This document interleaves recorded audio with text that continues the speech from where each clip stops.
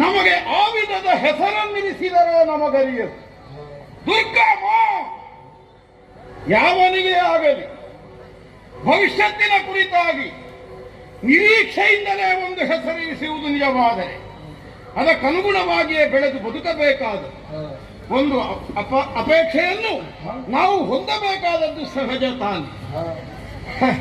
ಶೋಣಿತಾ ನಗರ ರಾಕ್ಷಸರ ಕೇಂದ್ರ ಸ್ಥಾನ. ನಮಗೆಲ್ಲ ನಮ್ಮ ಅಪ್ಪ ಅಮ್ಮನ ಹೆಸರೇ ಮರ್ತೋಗ್ತದೆ.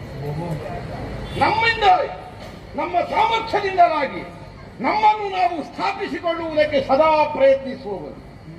ಪ್ರಾಯ ರಾಕ್ಷಸರಾದಂತಹ ನಮಗೆ ಈಗಾಗಲೇ ಇರಬಹುದಾದಂತಹ ಒಂದು ವಿಶೇಷವೇ ಅದು.